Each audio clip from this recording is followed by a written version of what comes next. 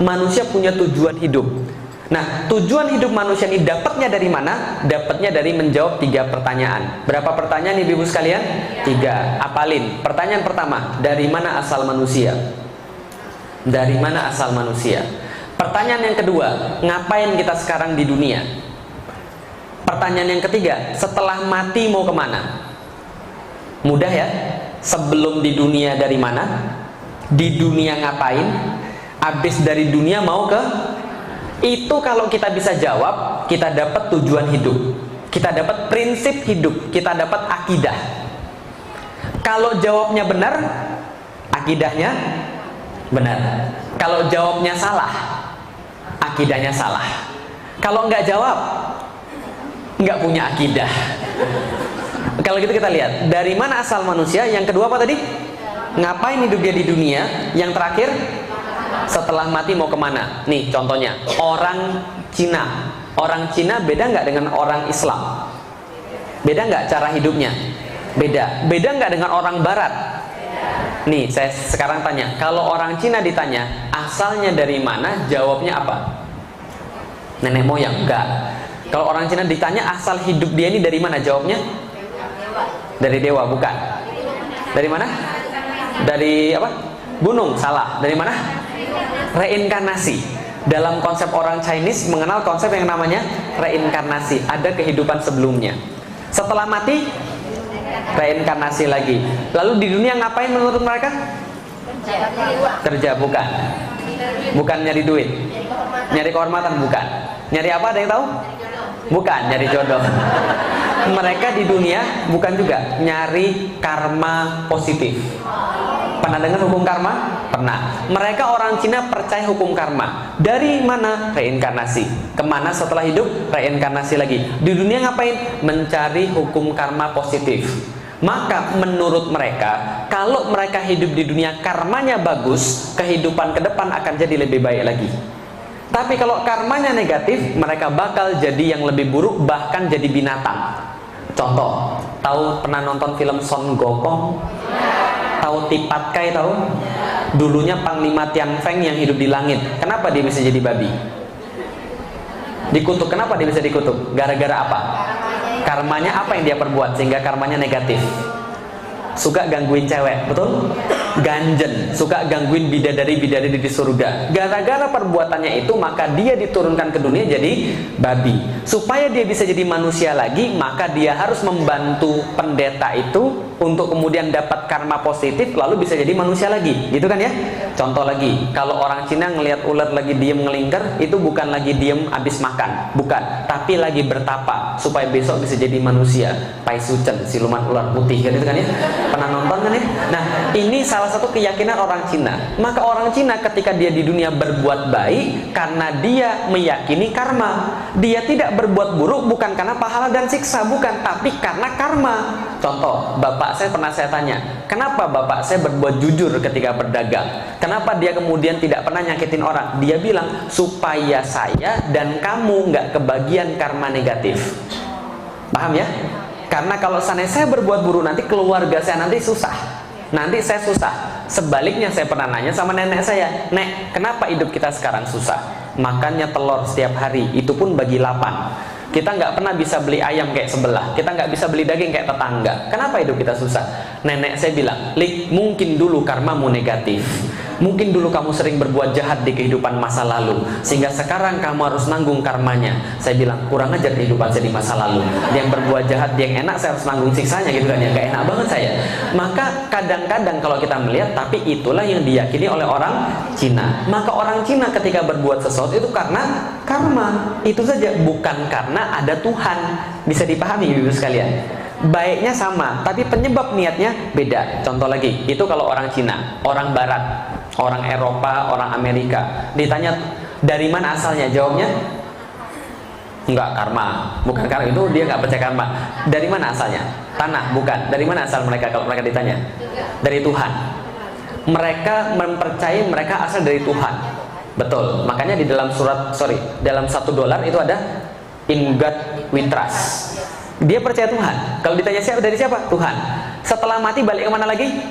Tuhan. Mereka yakin mereka dari Tuhan, mereka balik ke Tuhan. Tapi kalau ditanya, ngapain kamu di dunia? Maka mereka jawab, nggak ada urusan dengan Tuhan. Lah kenapa nggak ada urusan dengan Tuhan? Orang Barat meyakini satu slogan, God is a watchmaker. Tuhan cuma pembuat jam tangan. Kalau jam tangan sudah jalan, silakan jalan, sampai mati baru balik lagi ke pabrik. Paham ya? Jadi Tuhan menciptakan kita dan kita akan kembali pada Tuhan, tapi urusan di dunia boleh kita yang atur. Tuhan gak usah ikut-ikutan. Maka mereka mengenal berikan hak Tuhan dan hak raja. Maka di dalam agama orang-orang yang barat itu, agama nggak penting dalam kehidupan dunia. Maka KTP mereka itu selalu tidak punya ID-nya agama, nggak punya. Bisa dipahami ibu sekalian? Karena agama nggak penting. Jadi mereka bilang gini, agama tuh urusan lu sama Tuhan lu, nggak usah dibawa ke kehidupan publik. Makanya kalau di Amerika orang mau nanya agama itu hati-hati banget, karena itu urusan privat. Saya pernah ketika di Amerika, orang mau nanya agama ribet banget. Mohon maaf ya Pak ya, mohon maaf ya, boleh tanya? Boleh, jangan tersinggung ya, sorry ya, privasi ya. Emang ada apa sih? Agamamu apa? Nanya agama doang gitu kan ya. Indonesia KTP-nya pakai agama. Kenapa? Agama penting di sini. Di sana agama nggak penting. Cuma urusan lu sama Tuhan lu. Nggak usah dibawa ke kantor, nggak usah dibawa ke negara. Bisa dipahami ibu sekalian. Maka suatu waktu Madonna, tahu Madonna? Tahu Madonna tahu? Bukan Maradona loh. Beda loh. Maradona tuh pemain bola. Madonna, tahu Madonna? Pemain film porno sekaligus penyanyi seksi itu kan ya. Dia pernah datang ke gereja cuma pakai bra doang. Iya. Ketika kemudian sampai ke gereja dia pakai bra doang, diprotes nggak sama orang-orang? Diprotes. Maka dia bilang begini, bukan urusan lu, ini urusan gue sama Tuhan gue. Lu nggak boleh kritik dan nggak boleh ikut-ikutan. Paham ibu sekalian? Karena ini urusan gue sama Tuhan gue. Tuhan gue sudah memahami gue, jadi lu nggak usah ikut-ikutan, gitu kan ya? Nah, dalam Islam itu nggak ada. Dalam Cina itu juga nggak ada. Bisa dipahami ya? Itu cara hidup orang Barat. Maka kalau Anda bertemu orang Barat dan mereka nggak menganggap agama penting, wajar. Karena mereka cuma merasa dari Tuhan, balik ke Tuhan, tapi Tuhan nggak ada urusan di dunia. Bahkan Tuhan nggak boleh ikut-ikutan urusan dunia. Bisa dipahami, namanya pemisahan antara Tuhan dengan negara. Jadi kalau seandainya Anda pakai Tuhan boleh di masjid aja, di kantor nggak perlu. Maka dulu ketika Indonesia masih zaman kebarat-baratan, ada orang bilang gini, ada orang masuk kantor pakai kerudung. Lu ngapain pakai kerudung? Emang ini masjid? Nah, kira-kira begitu. Pernah dengar kata-kata kayak begitu? Seolah-olah Allah cuma ada di masjid. Oke, itu orang Barat dan itu orang Cina. Kalau orang Islam, jawabannya beda atau sama? Beda. Kalau gitu coba orang Islam jawab. Dari mana asal manusia? Ingat loh, ini jawabannya kalau salah akidahnya salah. Kalau benar akidahnya benar. Kalau nggak jawab nggak punya akidah. Oke. Dari mana asal manusia? Tahu dari mana? Dari Al-Quran. Ayat mana yang bilang begitu? Ayo. Al-Baqarah surat berapa? Ayat berapa? 20-an. Bunyinya? Ayo. Oke, salah satu yang paling mudah ya. Itu Az-Zariyat 56 ya. Wa ma khalaqtul jinna wal insa illa liya'budun. Oke, berarti Allah yang menciptakan manusia. Tahu dari mana? Al-Qur'an. Kenapa percaya dengan Al-Qur'an? Karena pedoman hidup manusia. Kenapa pilih Al-Qur'an sebagai pedoman hidup bukan yang lain? Karena terjaga dari awal sampai akhir zaman. Kata siapa? Allah. Di mana? Al-Quran. Balik lagi, kenapa baca dan Al-Quran? Karena itu kan pedoman hidup kita. Tahu dari mana? Firman Allah. Tahu dari mana? Allah. Di mana? Al-Quran. Balik lagi. Ibu-ibu sekalian, saya kasih tahu kalau jawaban muter-muter ini nggak menghasilkan keyakinan yang betul. Contoh, duluan mana? Telur atau bebek? Tanya Allah, bebek atau telur? Kalau jawaban muter-muter, orang pasti bingung dan nggak menghasilkan keyakinan yang betul. Contoh, nih ada dua orang ngomongin tentang saya, ada dua orang ngomongin tentang saya. Coba ibu-ibu nilai ini aneh atau enggak. Nih ada orang bilang begini, yang satu, menurutmu Felix Xiao tuh gimana sih orangnya? Yang satu lagi bilang orangnya baik. Betul. Loh, kok kamu tahu dia orangnya baik? Loh, dia sendiri bilang kalau dia orang baik. Kamu kok percaya? Dia tuh orang jujur, Mas. Loh, kok kamu tahu dia orang jujur? Dia nggak pernah bohong. Kok kamu tahu dia nggak pernah bohong? Dia kan orang baik. Paham paham ibu sekalian? Aneh nggak kira-kira? Muter lagi. Kalau muter pasti nggak betul. Karena itulah yang namanya bukti logika nggak boleh muter. Kalau muter pasti salah. Contoh Indonesia, ketika ditanya tadi Tuhannya siapa? Allah. Tahu dari mana? Al-Quran. Kenapa percaya dengan Al-Quran? Karena itu adalah kitab suci. Kenapa percaya kitab suci Al-Quran? Karena Allah bilang begitu. Kenapa percaya Allah? Karena Al-Quran. Balik lagi. Lah kenapa kamu jadi Muslim? Karena bapak saya Muslim. Kenapa bapaknya Muslim? Karena bapak saya lagi Muslim. Kenapa bapaknya Muslim? Buyutnya Muslim. Kenapa buyutnya Muslim? Karena dari dulu juga sudah Muslim. Nah itu yang benar terjadi. Muter lagi. Akan kemana setelah mati? Kembali pada Allah. Tahu dari mana? Allah. Di mana? Al-Quran. Kenapa percaya Al-Quran? Karena memang begitu. Dari dulu sudah begitu. Muter lagi. Ini nggak menghasilkan keyakinan. Nggak percaya. Nih saya tanya. Orang-orang Indonesia kalau ditanya Tuhannya siapa? Jawabnya Rasulnya siapa? Jawabnya. Tapi mereka benar-benar yakin nggak sama Allah dan Muhammad? Kayaknya enggak deh. Enggak semua deh, betul. Atau mungkin kebanyakan enggak deh. Ustaz jangan suuzon. Oke, enggak percaya. Ini saya buktiin. Jumat kemarin, lihat banyak angkot-angkot berkeliaran. Itu yang nyetir cowok atau cewek? Muslim atau bukan? Kenapa dia enggak sholat Jumat? Kenapa dia enggak sholat Jumat? Cari nafkah. Jawaban yang bagus. Oke, sekarang saya tanya. Berapa nafkah yang bisa didapat setengah jam ninggalin angkot sholat Jumat? Oh sorry, saya nggak pernah jadi tukang angkot Ustaz. Kira-kira aja berapa? Berapa kira-kira? 25.000. Oke, saya naikin ya 50.000. Sepakat? Sepakat. 50.000 taruhlah dia dapat. Berarti dalam kepala dia kira-kira mikirnya begini. Saya tahu sholat Jumat wajib. Saya tahu Tuhan saya adalah Allah. Dan Allah yang wajibin saya sholat Jumat. Tapi ketika ditawarkan antara kepercayaan dia dengan Allah dengan 50.000, yang dia pilih apa? Berarti harga keyakinan dia terhadap Allah bisa diganti dengan duit. Berarti harga Allah bagi dia nilainya berapa? Paham ya ibu sekalian? Keyakinan yang bisa diganti dengan duit 50.000, apakah itu namanya akidah? Bukan. Contoh, nih, nggak semua ya, nggak semua. Tapi ada beberapa polisi yang kalau kita lewat jalan busway, lalu kemudian kita ditilang harusnya, tapi kita bisa nego. Keyakinan dia tentang keadilan dan kejujuran bisa diganti dengan duit berapa? Tergantung mobilnya. Kalau mobilnya bagus 150 itu kan. Kalau mobilnya nggak bagus biasa 100.000. Tapi itu namanya akidah atau bukan? Bukan. Berarti keyakinan kayak begini keyakinan yang nggak betul. Keyakinan seperti apa yang betul? Nih keyakinan yang betul yang kayak akidah. Nih contohnya, kita punya ginjal ada berapa? Dua. Yakin? Mau nggak 2 ginjal ibu-ibu sekalian saya ganti sepasang ginjal ibu-ibu sekalian dengan duit 500.000? Mau? Oke, mungkin terlalu sedikit. Naikin 1 miliar, mau? Naikin lagi 1,5 miliar, mau? Tawaran terakhir 2 miliar, deal or no deal? Kenapa nggak mau? Percuma, mati.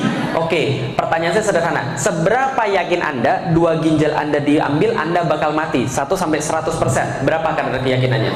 100%. Datang dari mana itu kadar keyakinan 100%? Ilmu. Ilmu yang apa? Ilmu apa? Ustadz, walaupun saya ini bukan dokter Ustadz, saya kenal dokter Ustadz, dan dokter itu sudah belajar ilmu biologi, dan dia kasih tahu saya kalau ginjal itu nggak ada dua-duanya pasti mati, makanya nggak mau diganti berapapun. Betul? Catat, ilmu yang menghasilkan keyakinan. Yang kedua, Ustadz, saya punya teman Ustadz, ginjalnya tinggal 1, itu aja setengah mati Ustadz, apalagi dua-duanya nggak ada, ya matilah. Bukti. 2, catat, ilmu, bukti, itu yang menghasilkan keyakinan. Ketika ilmu dan bukti bertambah banyak, maka semakin kuat keyakinan. Ketika dia satu titik dia bertambah banyak dan bertambah kuat, dia jadi 100% yang tidak mungkin bisa diganti dengan apapun. Bisa dipahami ibu sekalian? Contoh, Nabi Ibrahim mau dibakar, ditumpuk kayu, dinyalakan api sebesar bukit, dia mau dibakar, dia santai atau takut? Kenapa dia santai? Dia nggak tahu api itu panas. Tahu nggak api itu panas? 1 sampai 100%. Berapa persen Nabi Ibrahim tahu api itu panas? 100. Tapi kenapa dia santai aja? Yakin. Dia sudah punya ilmu, dia sudah punya bukti, Allah itu pasti ada. Maka cara mikir dia bukan lagi cara mikir orang biasa, bukan lagi cara pikir tukang angkot, tapi cara mikir dia adalah gini cara mikirnya. Saya tahu api itu panas, tapi saya lebih punya bukti dan ilmu Allah itu ada, dan Allah yang menguasai api itu. Berarti kalau Allah pengen aku mati, nggak usah masuk api, aku juga bisa dimatiin. Tapi kalau Allah belum pengen aku mati, api tidak akan menyengsarakan saya sekali-kali, betul? Maka dia santai aja. Pertanyaan saya, kalau tukang angkot tadi yang nggak sholat Jumat demi 50.000, berarti keyakinannya sudah sama dengan Nabi Ibrahim atau belum? Berarti belum punya apa? Ilmu dan bukti, betul begitu? Boleh cerita sedikit ibu-ibu sekalian? Ya kalau nggak boleh saya pulang aja ibu-ibu sekalian. Saya pengen cerita sedikit tentang 3 pertanyaan tadi. Dari mana asal manusia, akan kemana manusia setelah mati, dan ngapain manusia hidup di dunia. Saya juga punya pertanyaan yang sama ketika saya sudah balik. Saya sudah balik ketika SMP kelas 2. Dan SMP kelas 2 saya tanya pada ibu dan bapak saya, Pi, Mi, manusia ini asalnya dari mana sih? Bapak ibu saya jawab, dari bapak dan ibumu. Papi dan mami dari mana? Dari opa dan oma. Opa dan oma dari mana? Buyut. Buyut dari mana? Bapaknya buyut. Nggak selesai, Lik. Kamu coba tanya aja sama pastor. Kayaknya pastor tahu. Dulu saya Katolik, saya disuruh tanya pastor, pemuka agama. Saya tanya pastor, pastor, asal manusia dari mana ya? Pastor menjawab, dari Tuhan pencipta semesta alam. Sama nggak kayak jawabannya kayak kita? Sama. Bedanya dia bilang Allah, kita bilang Allah. Itu aja. Tapi sama-sama yakin Tuhan?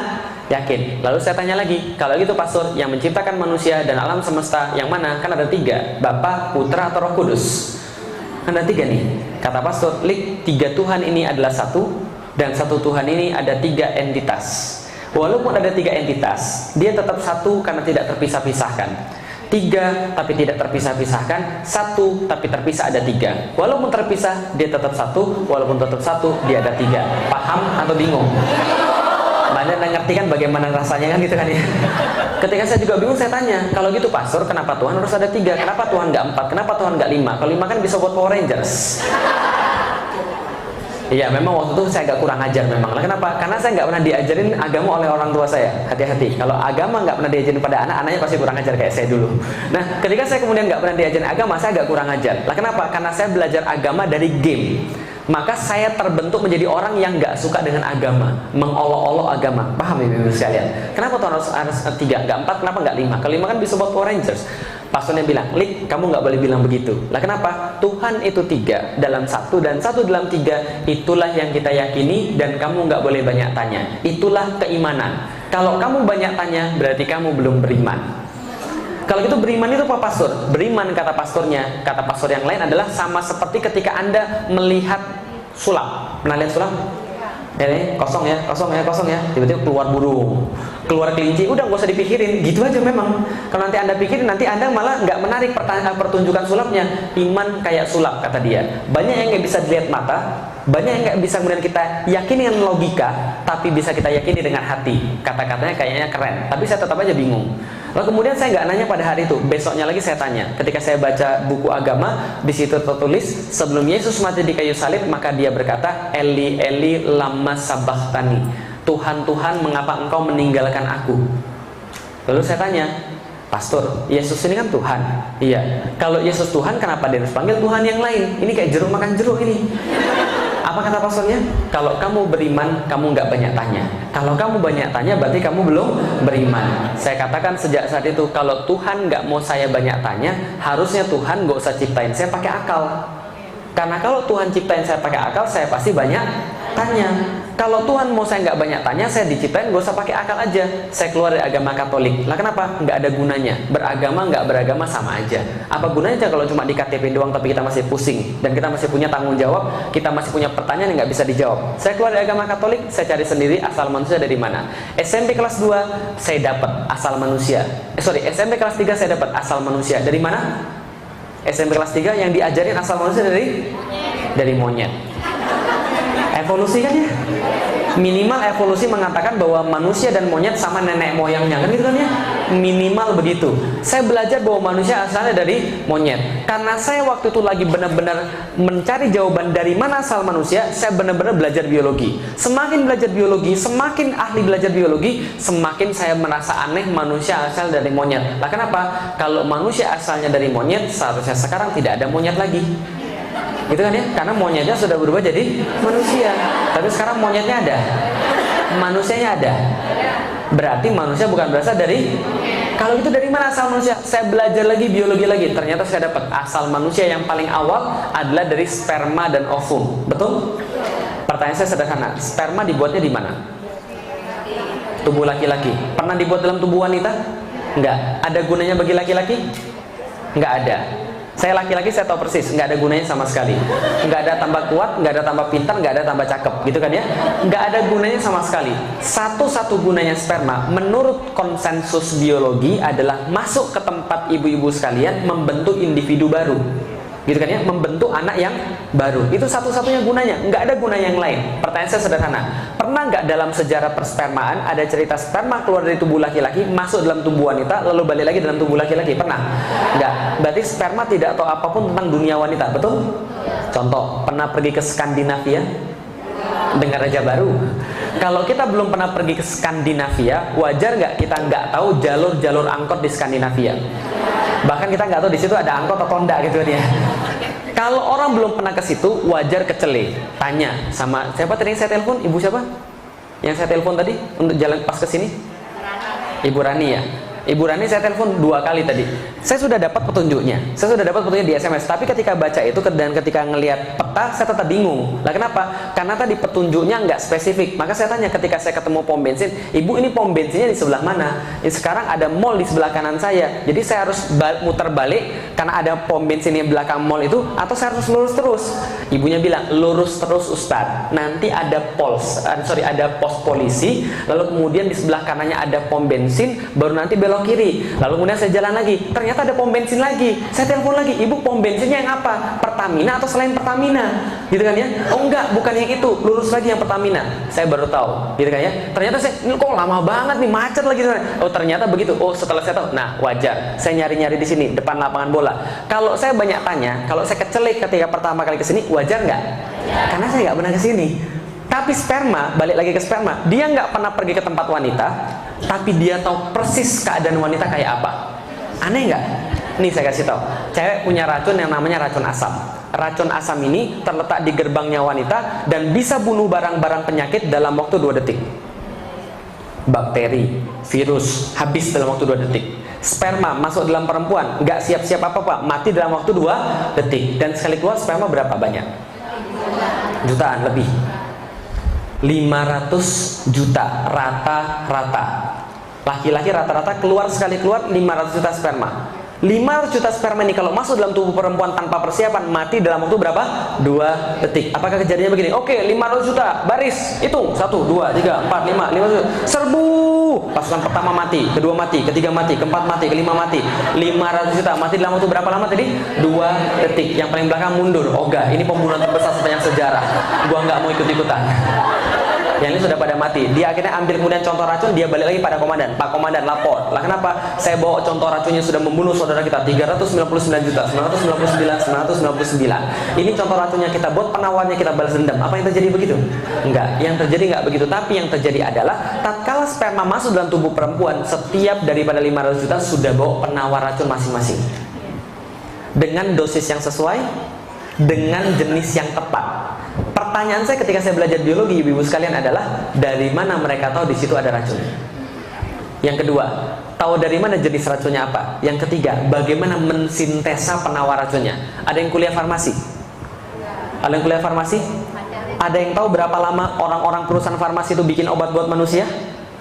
Dengan infrastruktur yang baik, dengan contoh-contoh virus yang sudah pokoknya digitulah, diambil, diinokulasi dan sebagainya. Itu perlu waktu puluhan tahun. Ini di badan saya jangan-jangan ada laboratorium? Nggak ada. Tapi kenapa mereka bisa tahu? Itu pertanyaan saya. Yang kedua, nggak hanya itu halangannya. Yang kedua, cewek punya 2 pabrik, pabrik sebelah kiri dan pabrik sebelah kanan. Ketemuannya sperma sama ovum di mana? Rahim. Salah. Anak IPS, gitu kan ya. Kalau anak IPA jawabannya tuba falopi, gitu kan ya. Lorong sebelah kiri atau lorong sebelah kanan. Artinya sperma ketika masuk dalam tubuh perempuan, oke, racun lewat, serbu. Yang paling depan bilang, sebentar teman-teman sekalian, jangan terburu-buru. Lah kenapa? Terburu-buru perbuatan setan. Ini ada 2 jalur, yang mana yang kita pilih? Sebelah kiri atau sebelah kanan? Karena spermanya orang Indonesia, mereka bilang kita rapat dulu aja lah. Karena orang Indonesia demen rapat. Setelah rapat ada yang usul begini, Pak gini aja Pak, kita 50-50 aja Pak, 50 ke kiri, 50 ke kanan. Yang belakang bilang, saya nggak setuju 50-50 Pak, kita SD audience saja yang mana. Atau atau kalau friends kalian? Enggak. Tapi yang terjadi sesungguhnya ibu-ibu sekalian, tatkala 500 juta sperma itu masuk dalam tubuh perempuan, mereka langsung tahu arah, langsung berlomba-lomba jadi yang paling cepat, paling kuat, paling hebat. Enggak nunggu yang lain lagi petunjuknya. Semua sudah tahu arahnya. Jadi yang paling cepat, paling kuat, paling hebat. Di antara 500 juta, yang paling cepat, paling kuat, paling hebat jadi Anda. Jadi Anda itu sudah pilihan di antara berapa? Yang paling bagus di antara 500 juta. Jadi jangan minta lagi yang lebih bagus lagi ya. Coba hidung saya lebih mancung, coba bibir saya lebih seksi. Itu nggak bersyukur dan tidak berterima kasih ibu sekalian. Nah kenapa? Karena kalau yang masuk nomor 2 bisa jadi lebih jelek lagi daripada itu ibu sekalian. Paham ya? Itu udah paling bagus itu. Nah pertanyaan saya ketika belajar biologi adalah, tahu dari mana dia bahwa arahnya tepat? Kenapa nggak pernah ada yang nyasar gitu kan ya? Ternyata setelah dilihat di biologi, ternyata anehnya adalah sperma itu mengambil sinyal yang dikeluarkan ovum. Sudah SMS-an. Ngeri nggak coba? Jadi ovum itu ketika keluar dari pabriknya ngeluarin sinyal, yang sinyalnya hanya bisa ditangkap oleh sperma. Aneh nggak ibu sekalian? Nih, saya punya HP, ibu-ibu punya HP. Ibu-ibu bisa ngubungin saya? Belum tentu, karena ibu-ibu nggak tahu nomor saya. Dan kalaupun tahu nomor saya, kalau nggak ada sinyal nggak bisa. Maka kalau orang bisa berhubungan ada 4 syarat. Ibu punya HP, saya punya HP, ada jaringannya. Yang keempat, tahu nomornya. Paham ibu sekalian? Ini sperma kapan gantian nomor sama ovum? Nggak tahu. Tapi ternyata bisa ketemu. Ketika saya kemudian berpikir tentang ini, apa pikiran saya? Ini nggak mungkin kalau nggak ada Tuhan. Jangan-jangan Tuhan ini ada. Loh kok jangan-jangan Tuhan ada? Kan setelah keluar dari agama Katolik saya nggak percaya Tuhan. Tapi ketika berpikir begini, kayaknya nggak mungkin, kayaknya Tuhan ini ada. Apalagi yang bisa kita lihat? Nih lihat, bumi besar nggak? Besar. Bumi besar, ada 6,5 miliar manusia di bumi. Nggak usah bicara tentang planet-planet atau galaksi-galaksi yang lebih besar. Bumi aja, 6,5 miliar manusia berada di situ. Salah satunya Felix Xiao. Felix Xiao narik napas. Berapa detik? Berapa detik saya barusan narik napas tadi? 1-2 detik. Apa yang terjadi dalam tubuh saya dalam waktu 2 detik tadi? Dalam waktu 2 detik tadi, yang terjadi dalam tubuh saya adalah ada sebagian besar oksigen yang saya ambil dari hidung saya, masuk ke dalam tenggorokan, masuk ke dalam bronkus, tersebar ke alveolus. Jutaan alveolus itu kemudian jadi terminal-terminal untuk kemudian diambil oksigen yang saya ambil dari udara tadi menuju ke setiap sel-sel darah merah, diikat sama sel besi. Ketika diikat sama sel besi tadi, disebarkan ke seluruh tubuh saya dari kepala sampai ke ujung kaki lewat pembuluh darah. Pembuluh darah ini saking panjangnya, kalau dijumlah, dihubungkan satu sama lain di badan saya ini, keliling bumi pun kalah 40.000 km lebih. Dan setiap dia jalan itu kemudian dia sebarkan dalam setiap miliaran dalam sel-sel saya. Dan setiap sel ketika oksigen dimasuk terjadi siklus glikolisis, siklus Krebs, transport elektron yang SMP kita nggak pernah apal. Betul begitu? Dan semua proses yang sangat rumit itu terjadi dalam waktu berapa? 2 detik. Itu baru proses pernafasan, belum sekresi, ekskresi, sistem saraf, kelenjar getah bening dan sebagainya. Dan di saat yang sama 6,5 miliar manusia melakukan hal yang sama. Di saat yang sama bumi nggak kalah rumit prosesnya. Arus laut, siklus cuaca, siklus air, siklus udara, segala macam yang sampai hari kiamat nggak akan bisa selesai dipelajari ibu sekalian. Semua itu terjadi dalam detik yang sama. Bumi berotasi pada porosnya, bawa bulan berotasi pada dia, sekaligus kemudian berevolusi. Di saat yang sama dia muter pada matahari. Di saat yang sama matahari bawa 7 biji planet-planet yang kayak begitu yang lain. Di saat yang sama bulan, bumi, matahari berputar pada sesuatu yang lain dengan orbit yang nggak pernah bergeser selama jutaan tahun, walaupun barang 1 senti pun, dan semuanya nggak pernah tabrakan. Mungkin nggak semua itu terjadi secara kebetulan? Maksud saya ngomong dari tadi sepanjang itu apa maksudnya? Tuhan nggak mungkin nggak ada. Paham ibu sekalian? Tuhan nggak mungkin nggak ada. Berarti saya tahu jawaban pertama sudah saya jawab SMP kelas 3. Saya punya jawaban dari mana asal manusia? Pasti dari Tuhan. Apa buktinya? Dari tadi sudah panjang cerita. Gitu kan ya? Tentang sains, tentang bumi, tentang manusia. Nggak mungkin nggak ada Tuhan. Terlalu sempurna bahwa semua ini terjadi secara kebetulan. Nggak mungkin. Berarti pasti Tuhan ada. Pertanyaannya kedua adalah Tuhannya siapa? Kan gitu. Nih, ada sedikit analogi. Ini ini pinjaman yang ini aja deh. Ini apa ini? Handphone. Handphone ini ciptaan atau pencipta? Ciptaan. Berarti setiap ciptaan pasti punya pencipta. Dan setiap ciptaan pasti punya tujuan diciptakan. Yang kita lagi tanyakan itu kan ya, pertama dari mana asal manusia, lalu ngapain diciptakan kan ya? Untuk apa handphone diciptakan? Komunikasi. SMS, telepon minimal. Supaya tetap bisa dipakai SMS telepon, maka handphonenya harus selain dicas harus juga diisi pulsa. Supaya tidak rusak, maka handphonenya jangan jangan dicelupin air. Semua itu aturannya ada di mana? Manual book, manual instruction. Lah kalau seandainya kita sekarang lihat manusia sama nggak kayak handphone? Sama-sama ciptaan, berarti pasti punya pencipta. Yang tadi sudah kita buktikan. Dan pasti punya tujuan. Taunya dari mana? Manual instruction. Pertanyaan saya sederhana, kalau handphone manual instructionnya ganti dengan manual instruction mesin cuci, kira-kira gimana? Rusak nggak? Rusak. Sekarang manusia rusak nggak? Rusak. Berarti kemungkinannya dua. Satu, manual instructionnya salah. Yang kedua, nggak pernah dibaca. Paham ibu-ibu sekalian? Lalu saya tanya, oke, saya sudah punya Tuhan, tapi manual instruction saya yang mana? Tuhan saya siapa? Saya tanya pada nenek saya, Nek, Tuhan saya siapa? Nenek saya bilang, Tuhanmu namanya Dewa Langit. Oh gitu. Saya bilang, enggak deh, enggak, bukan itu Tuhan saya. Lah kenapa? Saya nggak rela Tuhan saya pernah diobrak-abrik sama keras sakti. Enggak, itu bukan Tuhan saya. Saya cari ibu-ibu sekalian, saya cari ke agama Buddha, saya cari ke agama Hindu, saya cari ke agama Katolik, saya cari ke agama Kristen, saya nggak dapat Tuhan itu siapa. Lah kenapa? Karena nggak memuaskan akal. Yang tadi saya cerita, saya keluar dari agama Katolik karena nggak muasin akal. Hindu sama, Buddha sama, Katolik sama, Kristen sama. Yang saya belum cari cuma Islam. Akhirnya saya memberanikan diri cari ke Islam SMP kelas 3. Yang saya dapetin apa? Pulang dari sekolah, tiba-tiba saya dikeroyok 7 orang, digebukin, nggak sempat balas. Karena saya cuma sendirian, yang ngebukin saya 7 orang. Setelah saya digebukin, saya nanya, minimal kasih tahu saya alasan kenapa saya digebukin. Orangnya jawab, karena matamu sipit, gitu kan ya. Oh, berarti ini yang diajarin sama orang Muslim ini.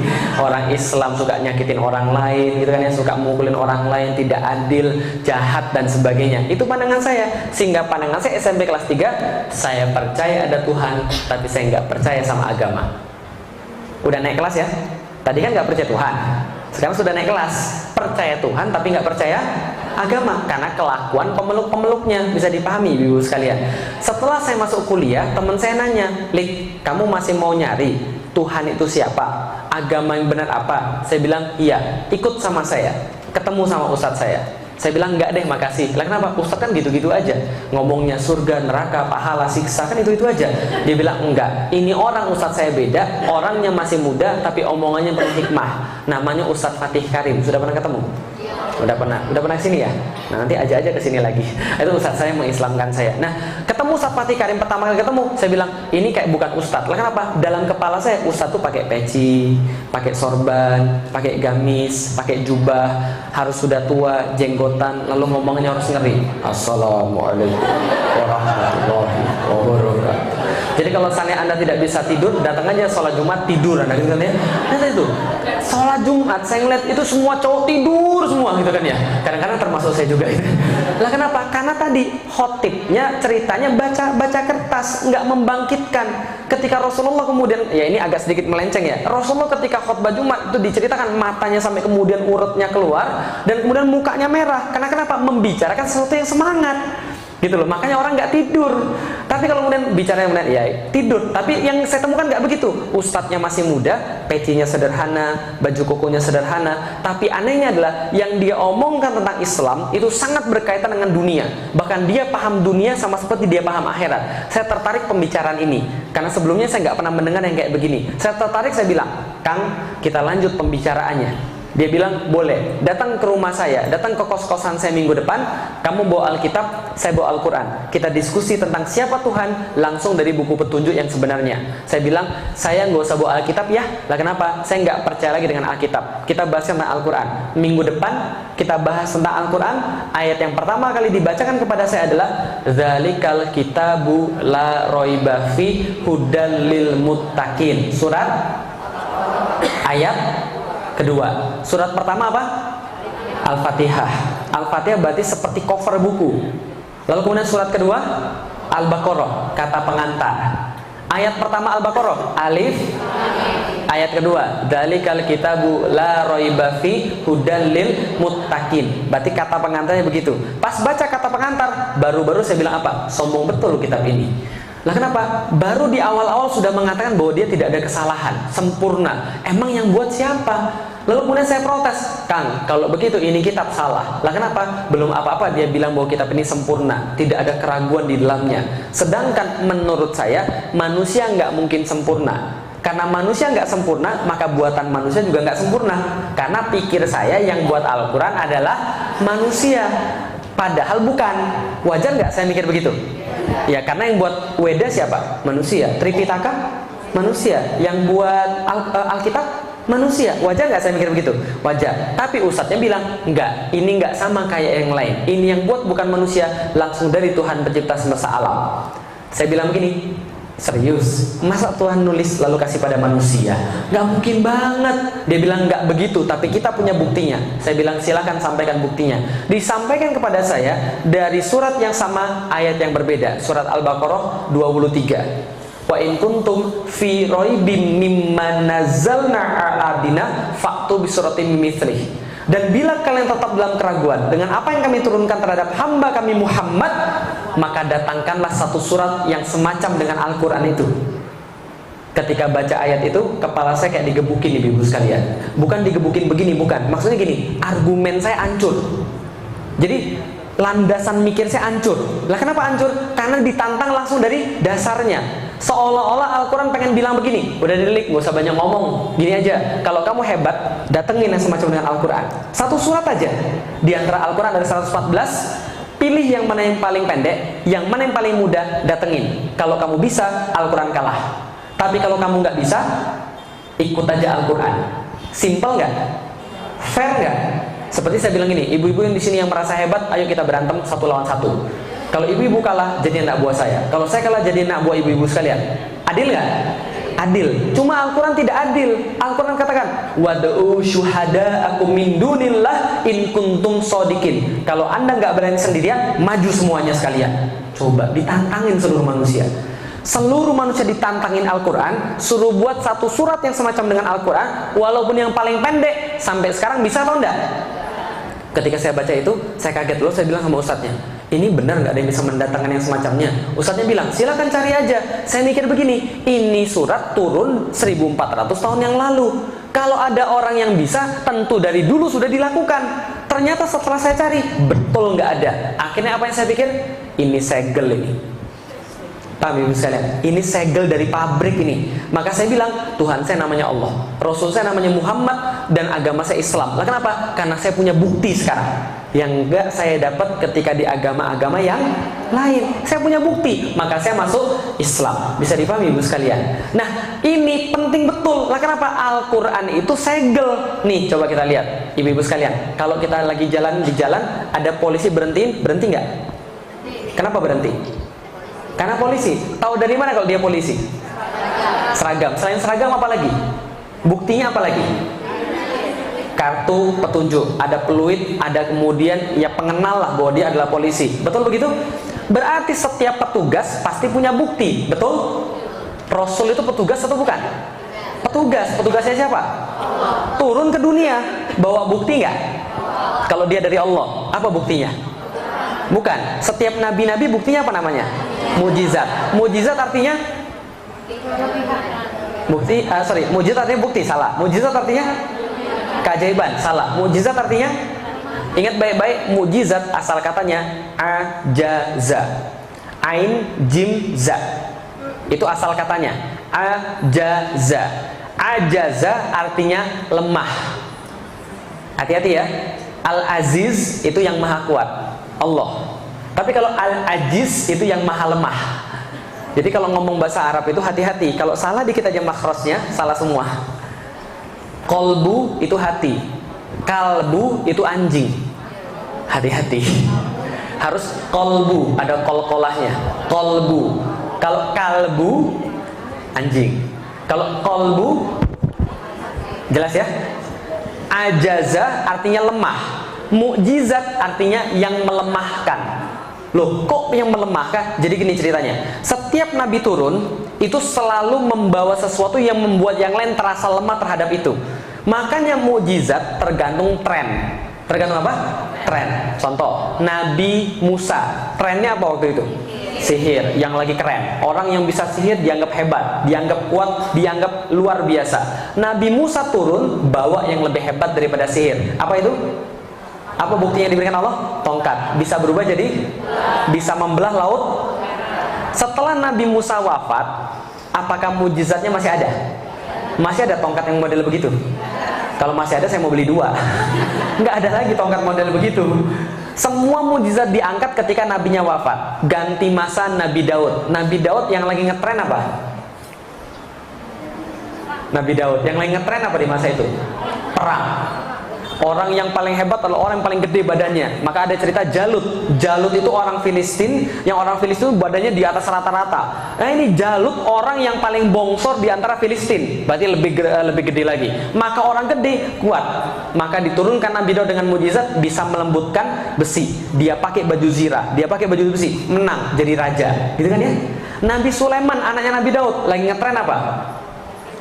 Buat gedung-gedung megah, kendaraan-kendaraan super cepat, dan sihir-sihir yang mematikan. Maka Allah kasih dia orang naik kendaraan biasa unta, dia kendaraannya apa? Angin.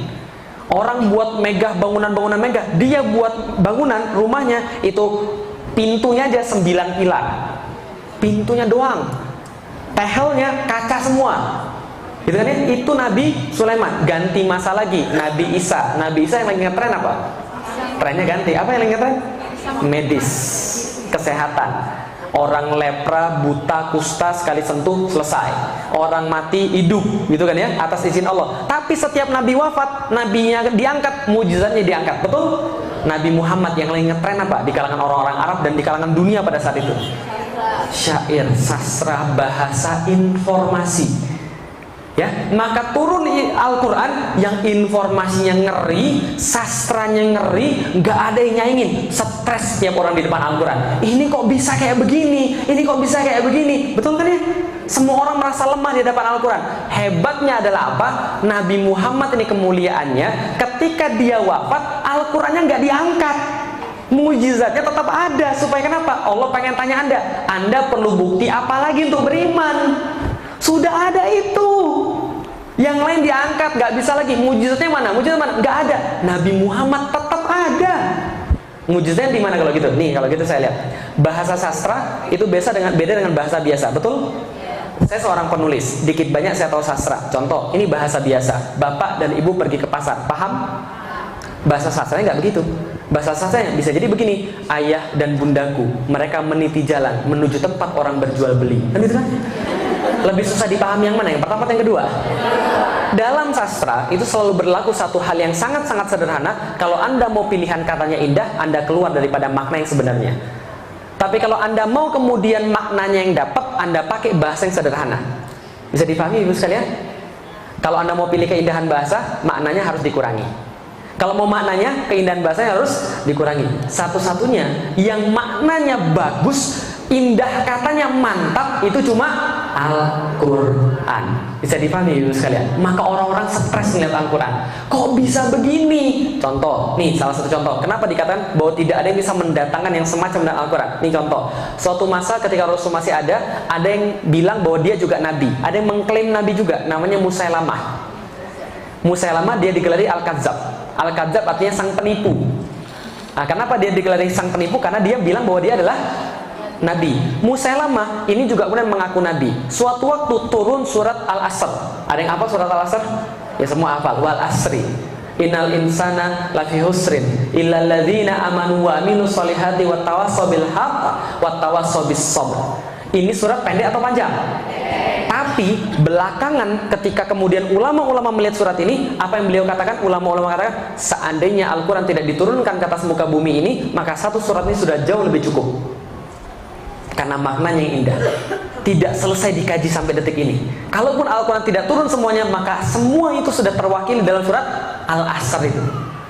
Ngeri ya? Sependek itu maknanya sedemikian besar. Nah, ketika turun surat tadi, Amr bin As yang waktu itu belum masuk Islam, orang ini pinter banget. Amr bin As ini pinter banget orangnya, belum masuk Islam, dia jalan-jalan ketemu Musailamah Al-Kadzab.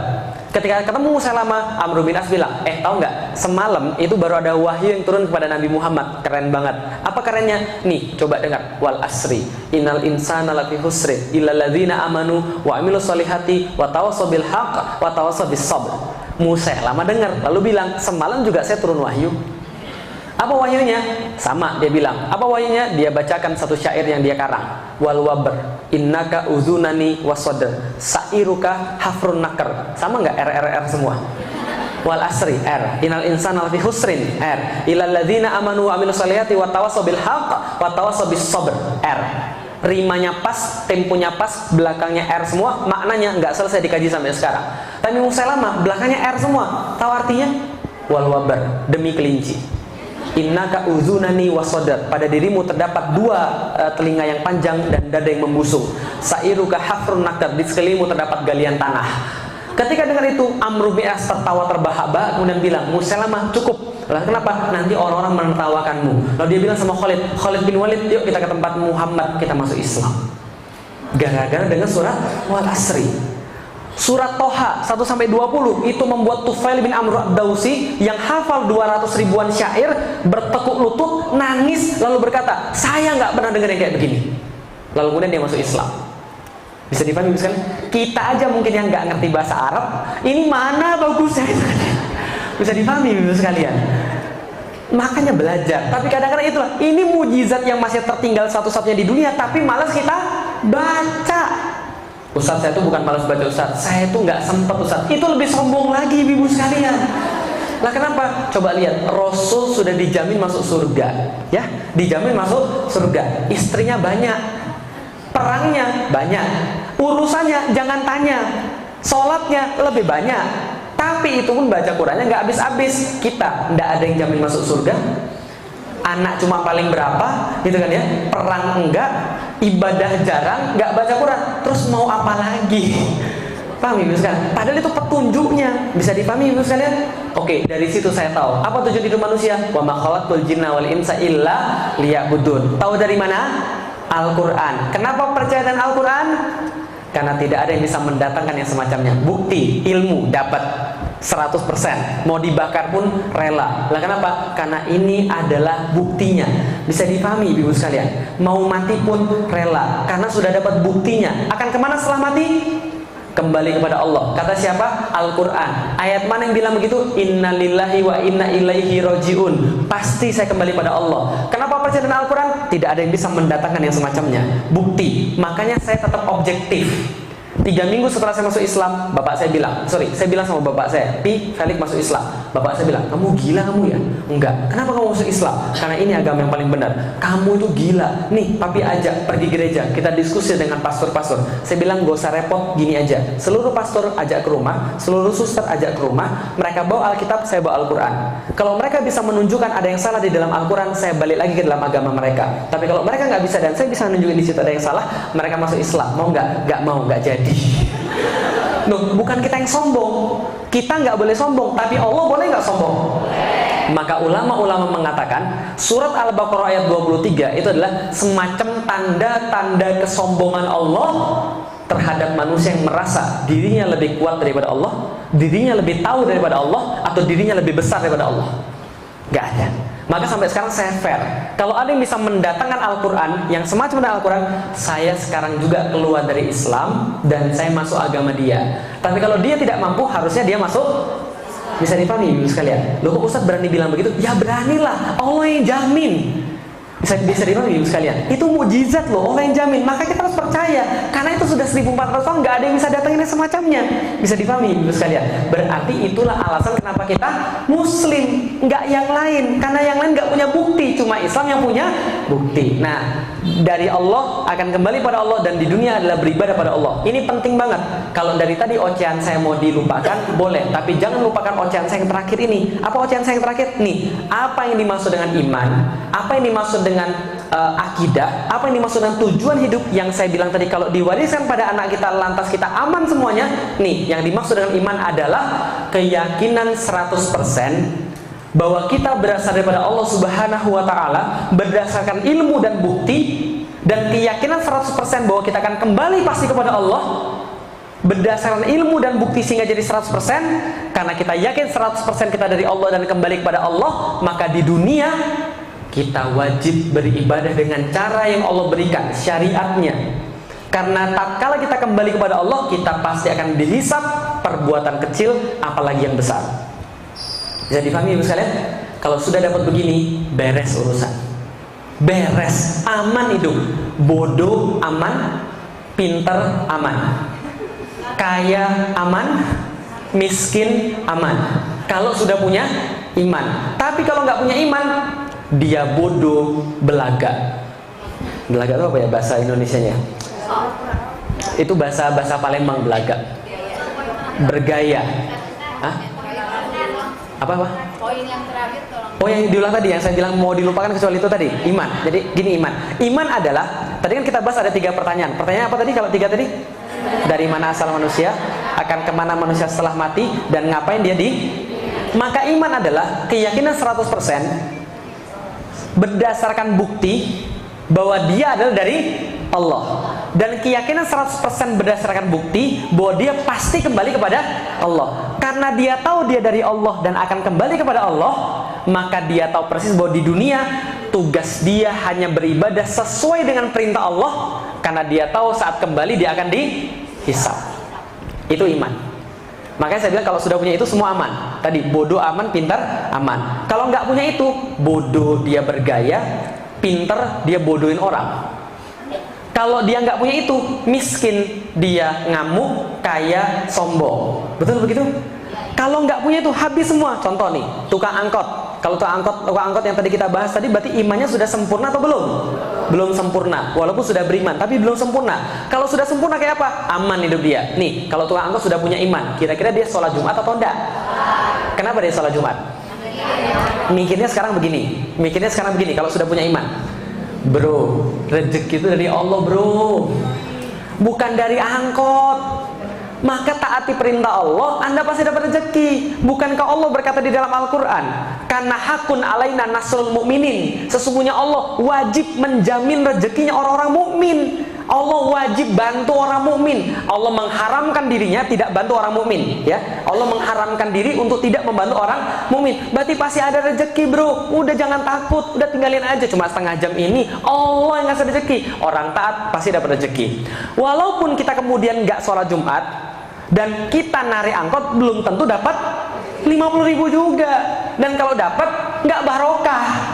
Itu kalau mikir orang beriman.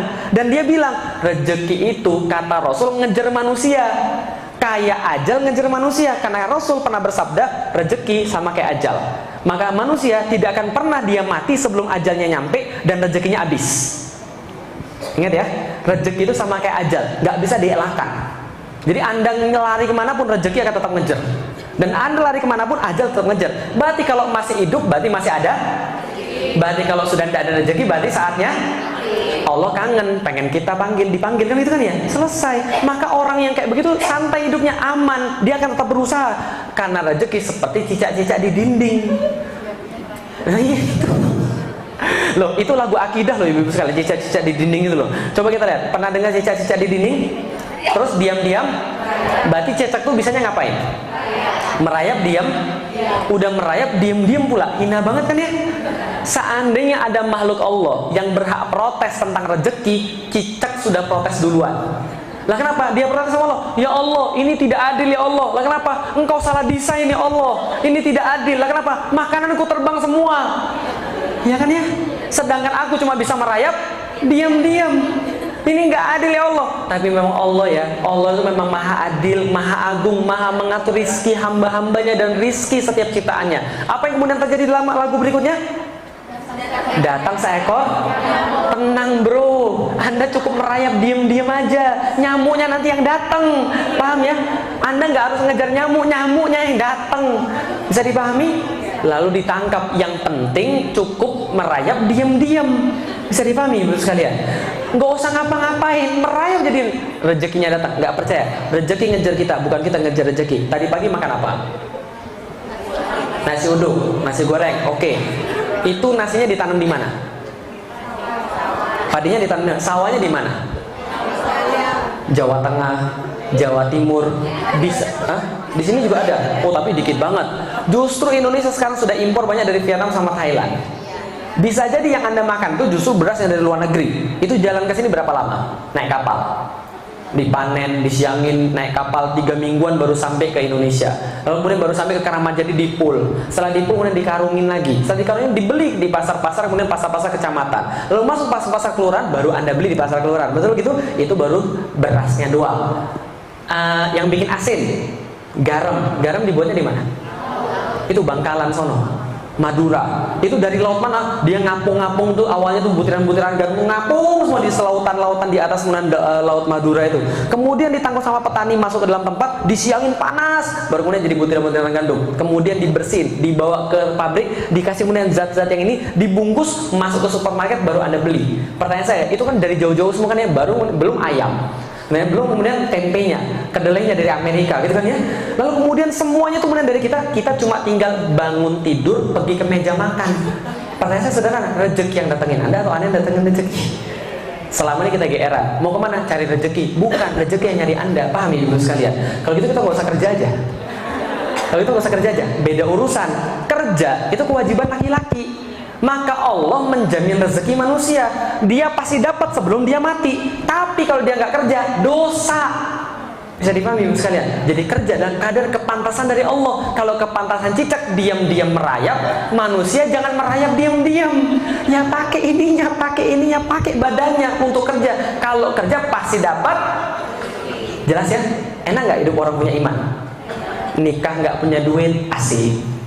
Nikah punya duit, lebih asik. Gitu kan, nggak ada masalah kalau orang punya iman. Kalau orang punya iman, nggak akan dia nelantarin istrinya. Gosok WC pun dia akan ladenin demi kasih istrinya makanan yang halal. Kalau sudah karena ini tanggung jawab dia pada Allah. Karena Rasul bilang, wahai laki-laki, berlaku baik pada wanita. Lah kenapa? Anda telah menghalalkan kemaluan dia dengan nama Allah. Jangan main-main. Harus kemudian kasih yang benar berdasarkan syariat Allah. Nggak akan laki-laki macam-macam kalau sudah beriman. Bisa dipahami ibu sekalian? Beriman nih. Mohon maaf Mbak, kami sudah mewawancara Mbak dan kami tahu Mbak sangat bagus sekali dan kami sudah memutuskan gaji Mbak 35 juta per bulan.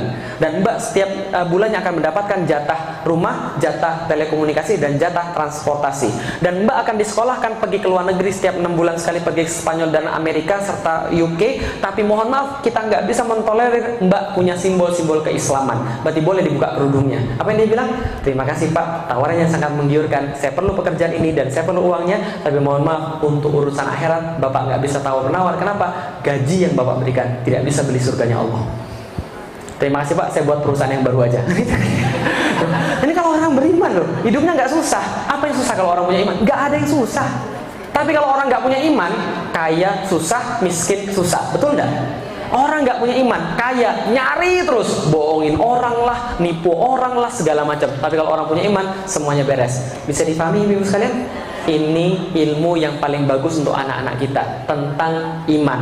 Kalau mereka sudah dapat iman melalui berpikir tadi, punya bukti dan punya ilmu, insya Allah kita tinggal pun mereka akan tetap beribadah pada Allah Subhanahu Wa Taala.